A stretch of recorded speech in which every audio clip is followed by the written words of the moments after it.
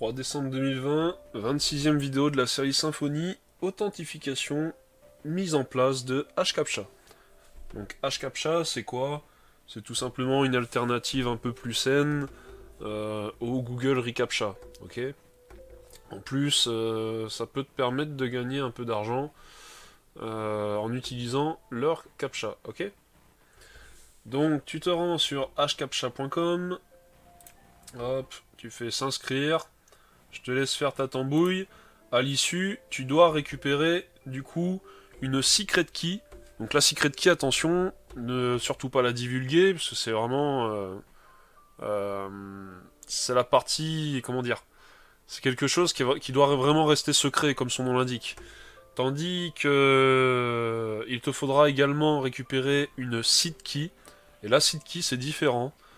Ça sera visible dans le code source si on check dans le navigateur, ok? Une fois que tu as ces deux valeurs, donc dans ton compte HCAPTCHA, tu vas te rendre dans ton fichier .env.local et tu vas te créer deux variables d'environnement. Une variable d'environnement HCAPTCHA seedKey, donc qui contiendra du coup la valeur que tu auras récupérée pour seedKey dans HCAPTCHA, ok? Et tu te créeras une autre variable d'environnement secretKey, hop, qui contiendra par contre ici la valeur de la secret key récupérée dans ton compte HCAPTCHA, ok? Jusque là, si tu me suis, donc tu as mis ces deux variables d'environnement dans ton .env.local et t'as plus qu'à faire un composer dump env dev, ok? Donc ça mettra à jour ton fichier .env.local.php. Une fois que ceci est bon, tu vas te rendre dans le dossier config de ton projet, packages, le fichier twig.yml. Et pourquoi on se rend dedans? Parce que l'on va se créer une variable globale, donc en rajoutant la clé globals, et on va se rajouter une variable globale qui s'appellera hcaptcha seedKey, ok? Donc seedKey, enfin hcaptcha seedKey, elle contiendra quoi? Elle contiendra la valeur contenue dans notre variable d'environnement hcaptcha seedKey, tout simplement. Donc la valeur que tu auras spécifiée juste avant dans ton fichier .env.local. Ok? À présent, HCAPTCHA seedKey, on pourra y accéder dans n'importe quel template Twig. Donc je ferme ce fichier de configuration twig.yml. Hop. Et on va se rendre dans hop, le contrôleur security controller, ok?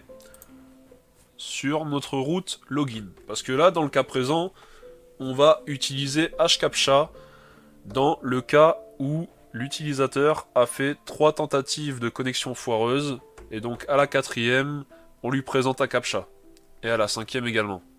Et après, tu le sais, souviens-toi, auparavant, on a fait un système anti-brute force, et au bout de 5 tentatives foireuses, le compte, le couple adresse IP email est blacklisté durant 15 minutes, ok? Donc là, à la 4e et 5e tentative, on présentera un CAPTCHA, et non pas dès le début, parce que c'est assez agaçant. Donc là, dans cette méthode login, on va s'injecter 2 services supplémentaires. Donc on va s'injecter le offlog repository que l'on a créé auparavant. Offlog repository.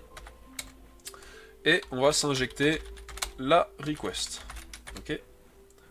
On n'oublie pas d'importer les classes qui vont bien. Et ici, on va se créer une variable user_ip et on va y stocker la valeur récupérée via la méthode getClientIP sur notre objet request. Ok? Donc c'est tout simplement l'adresse IP de l'utilisateur. On va initialiser une variable count of recent login fail avec la valeur 0. on va vérifier si il y a eu une précédente tentative de connexion en session, donc avec last username qui stockera du coup l'email qui aura été saisi, ok? On va reprendre notre variable count of recent login fail et on va lui assigner une nouvelle valeur, du coup, en faisant appel à notre offlog repository, sa méthode get recent of attend failure, qui prend du coup deux arguments. L'email saisi, donc du coup c'est last username, et user IP, ok? Donc ici, last username, user IP. Donc ça vient écraser le fameux 0 ici. Donc il ne nous reste plus qu'une chose à faire, c'est balancer cette valeur à notre vue. Donc count of recent login fail. Count of recent login fail. Donc là, à présent, on a passé à la vue la valeur des dernières tentatives foireuses, ok? On peut fermer ceci et se rendre dans notre fameuse vue, donc située dans Security Login, ok? On va se rendre tout en haut de la page et on va se copier un petit bloc JavaScript, hop, juste avant le title ici. Donc dans ce bloc JavaScript, on va vérifier si la valeur de count of recent login fail est supérieure ou égale à 3. Si c'est le cas, alors on va charger un script hcaptcha, ok? Donc ça, c'est le script que tu récupères du coup dans la doc. Hop, à ce niveau-là, ok? Donc là, en plus, moi, je lui rajoute la langue avec un query param hl, et j'utilise du coup la langue qui est stockée dans la request, ok? La locale qui est présente dans la request. Comme ça, par la suite, dans les prochaines vidéos, quand j'aborderai l'internationalisation du site, enfin vraiment de manière sommaire, eh bien, le CAPTCHA se mettra à jour en fonction de la locale. Donc on aura français-anglais, donc le CAPTCHA sera en français ou en anglais. Ensuite, je vais inclure non pas un script externe, mais un script inline ici. Pourquoi? Parce que en gros j'ai 3 lignes de code, donc je vais pas créer un script externe pour 3 lignes de code, ok? Par contre, je vais quand même mettre ces 3 lignes de code dans un partials. On va le faire tout de suite. Je récupère le nom de mon partials, je viens dans mon dossier partials, new file, je copie le nom, ok? Je viens faire la copie de mon script, hop, ici. Et donc, je viens juste déclarer une fonction, submit form with hcaptcha response. Ici, on récupère du coup le token qui nous est transmis par le service de hcaptcha. Et on va soumettre le formulaire avec ce token, ok? Cette fonction-là, elle sera appelée quand on cliquera sur le bouton de soumission. Mais du coup, on va voir ça tout de suite. Hop, je descends mon code et je me récupère la partie correspondante. Hop. Donc, pour l'instant, on a un bouton validé tout simple, ok? On le retrouve ici, ok? Donc là, je le supprime d'ici. On fait une condition. Si, du coup, le nombre d'erreurs est égal ou supérieur à 3, d'erreurs de login, alors on va inclure un bouton spécial, donc pareil, qu'on va mettre dans un partial.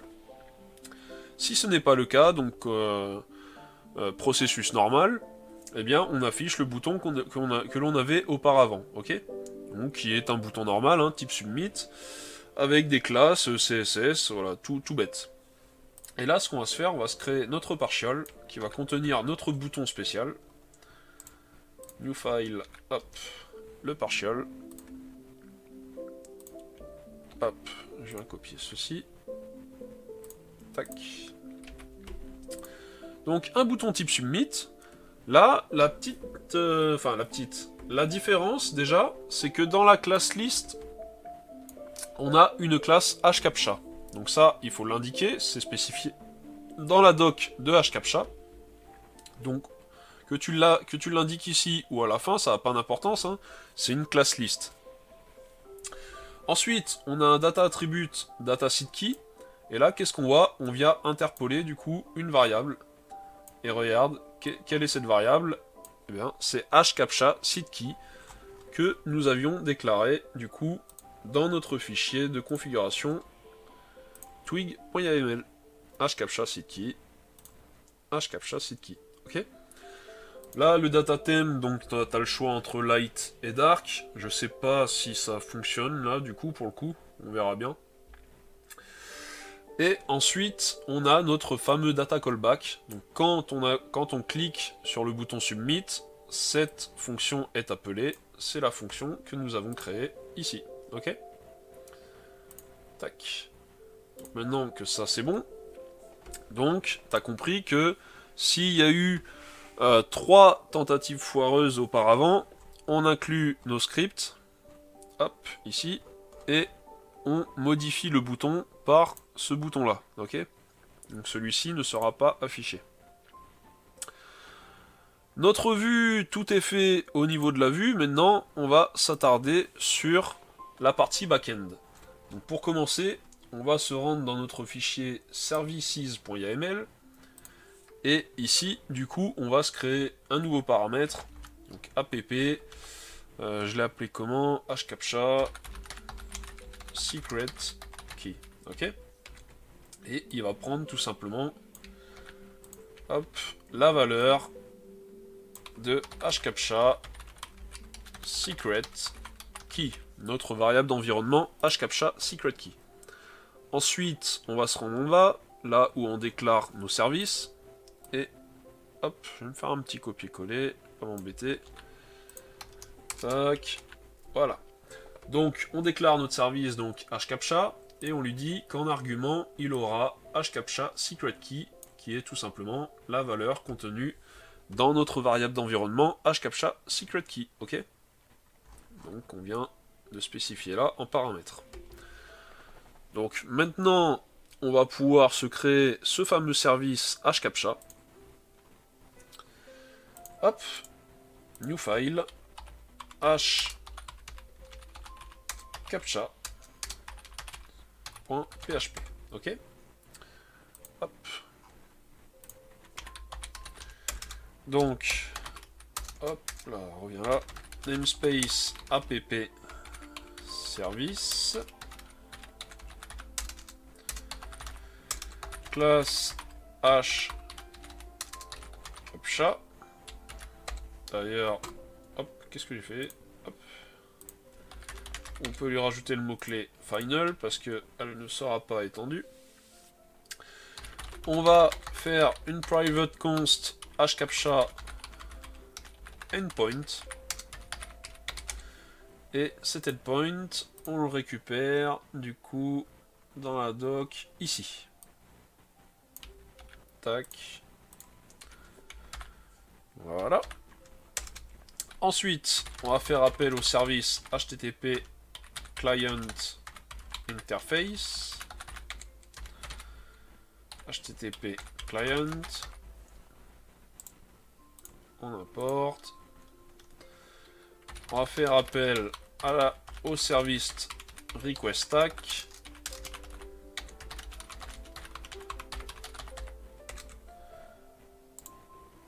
On l'importe. Et enfin, notre argument hCaptcha secret key que l'on vient de déclarer dans notre fichier services.yml. Là, je vais me faire un copier-coller du constructeur, je vais pas m'embêter à me taper ça.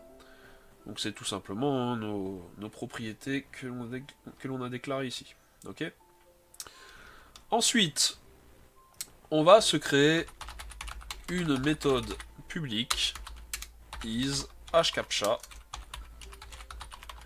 valide. Ok.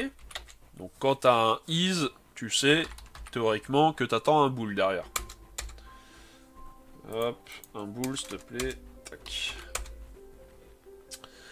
Donc, premièrement, on va récupérer la request grâce au service request-stack et à sa méthode getCurrent request. Hop.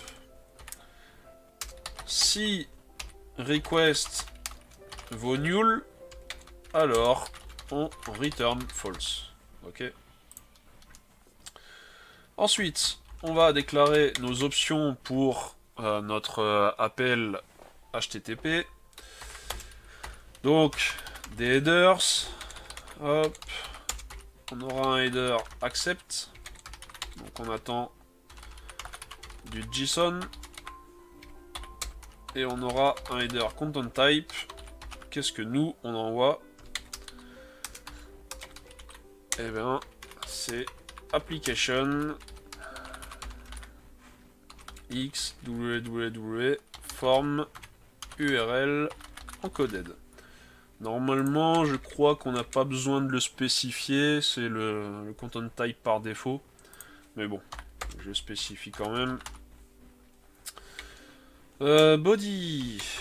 Hop. On aura la secret key. Donc, 10 hcaptcha secret key.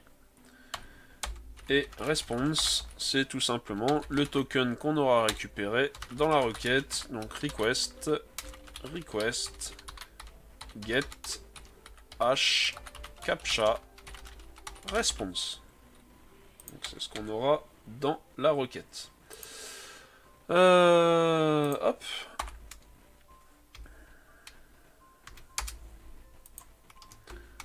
Ensuite, je vais créer une variable response qui va contenir le retour de HTTP client, sa méthode request. La méthode, ce sera une méthode post. L'URL à contacter, ça sera hcaptcha endpoint. Et ensuite, notre tableau d'options.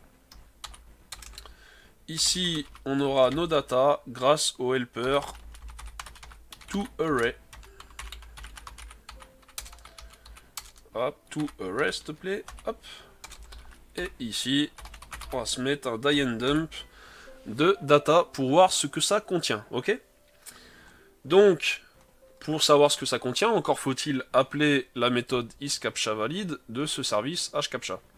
Et où est-ce que l'on va l'appeler? On va l'appeler dans Security Login Form Authenticator. Ok? Donc je vais avoir besoin du coup de d'autres services. Donc deux autres. Je vais avoir besoin du offlog repository.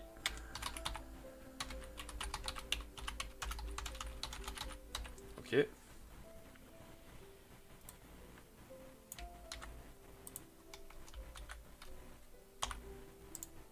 J'importe sa classe.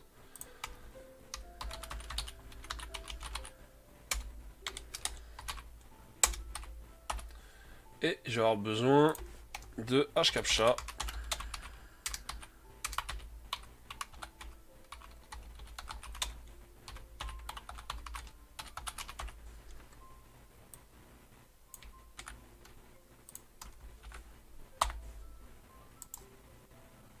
Je pense bien importer sa classe.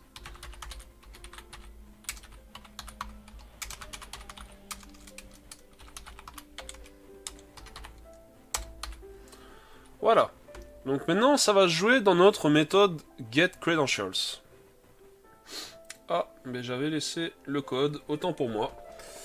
J'avais laissé le code dedans, parce que tout à l'heure, j'avais commencé à tourner la vidéo, et j'ai eu un contretemps.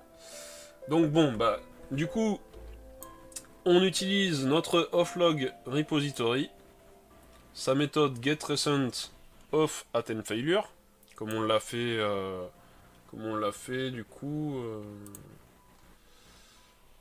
C'est où qu'on l'a fait? On l'a fait juste avant là, dans le security controller. Et donc, il a besoin en premier argument de l'email, donc on le récupère via request getEmail. Et il a besoin en deuxième argument de l'adresse IP, donc on le récupère via request get client IP. Si c'est supérieur ou égal à 3, on va vouloir vérifier déjà ceci, mais on veut également vérifier que du coup hCAPTCHA, si la réponse renvoyée est à false, donc la réponse renvoyée est false, ou falsy, bref, eh bien, on rentrera dans cette condition-là. Et cette condition-là, qu'est-ce qu'on fait dedans? Eh bien, on throw une custom user message authentication exception en indiquant que la vérification anti-spam a échoué, veuillez réessayer. Donc du coup, ça nous affichera un flashbag avec le texte « La vérification anti-spam a échoué, veuillez réessayer ». Ok? Donc là, on rentrera dans cette condition dans quel cas? Bah, si l'utilisateur a désactivé JavaScript, ok? Donc du coup, à aucun moment on aura le token, donc à aucun moment le CAPTCHA ne sera valide. Mais attention, le CAPTCHA, on ne l'affiche que s'il y a eu 3 tentatives foireuses. Donc en fait, t'es pas embêté, tu peux désactiver JavaScript à partir du moment que t'as pas fait 3 tentatives foireuses, ok? Et on rentrera également dedans si jamais l'utilisateur, ben, quand le CAPTCHA s'affiche, il ne le remplit pas et qu'il clique directement sur soumettre, ok? Enfin, en gros, se connecter. Donc, on va tester tout ça, voir si tout va bien. Hop, m'authentifier. Donc j'ai Cassandre Rivière comme compte. Et je vais taper n'importe quoi. Hop, valider.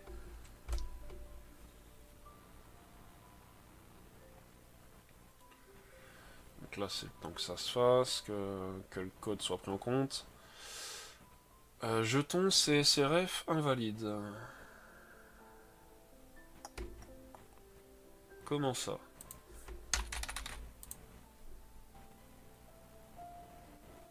Voilà, identifiant valide. Je sais pas pourquoi il m'a mis jeton CS. Il aurait fallu que j'actualise peut-être. Donc, identifiant valide. Hop, 2. Et voilà. Donc là, j'ai eu 3 tentatives foireuses. Et du coup, maintenant, si je veux me connecter, il m'affiche le CAPTCHA. Ok? Donc là, il galère. Hop. Donc là, je fais ça. J'ai pas voulu, du coup, remplir le CAPTCHA. Je fais se connecter. Et du coup, il me réaffiche ceci. Bah oui, mais de toute façon, à chaque fois que je vais... Tant que je désactive pas JavaScript, en fait, il m'affichera le CAPTCHA tant que j'aurai pas validé... à chaque fois que j'aurai... à chaque fois que je vais cliquer sur le bouton. Donc là, cette fois-ci, je vais mettre le bon password, bad password. Je fais se connecter, donc il va me présenter le CAPTCHA. Hop. Là, il a du mal à charger. Ça doit être ma connexion.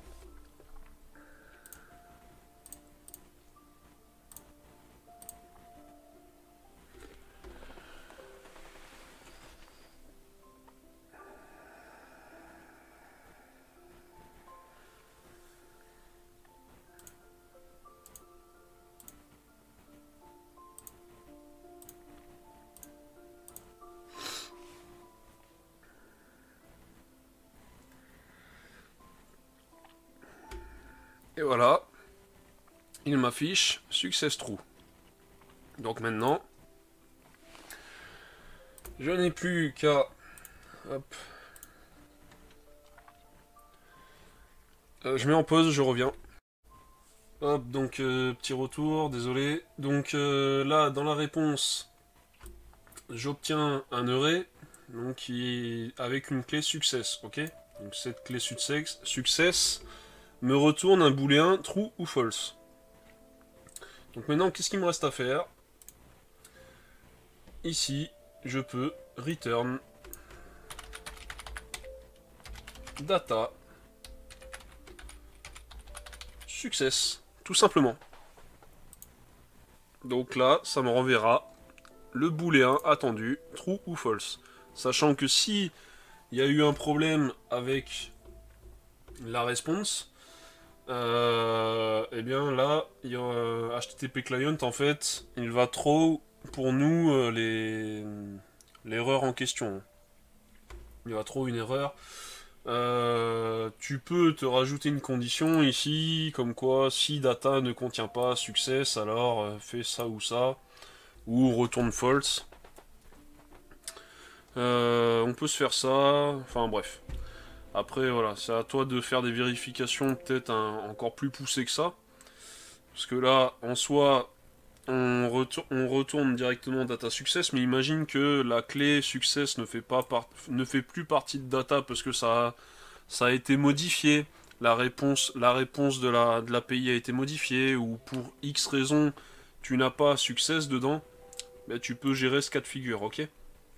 Donc bref, là on part du principe que tout va bien, on a bien une clé success dans data, et bien à présent, hop, on vient ici, donc là, bad password.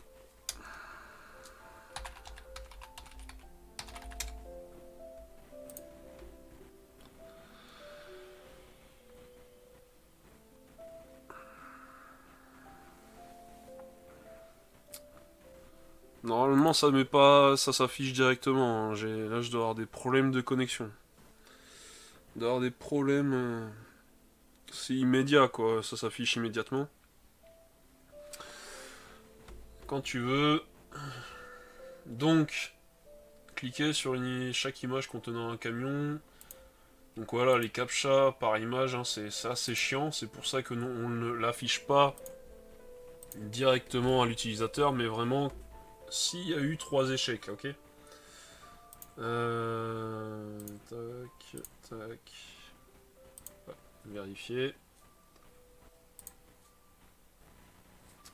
Donc là, il mouline, et bim, ça y est, je suis connecté, parce que j'avais bien mis le bon mot de passe. Et voilà, donc comment mettre en place un système de CAPTCHA, donc ici avec HCAPTCHA au lieu de Google reCAPTCHA, sur notre formulaire d'authentification. Donc uniquement quand l'utilisateur a fait 3 tentatives foireuses auparavant, ok? On ne le met pas directement, parce que c'est assez agaçant. Donc là, on l'a fait sur login, tu peux le faire sur un formulaire d'envoi d'email, si par exemple l'utilisateur a envoyé déjà, je sais pas moi, tu mets un... je sais pas, il a déjà envoyé 3 emails là dans les 5 dernières minutes, ben hop, tu mets un captcha, tu vois, tu peux implémenter cette logique après un peu sur n'importe quel formulaire quoi. À partir du moment que tu as compris la logique que je t'ai montré ici, tu peux l'appliquer sur n'importe quel formulaire. Sur ce, tchuss!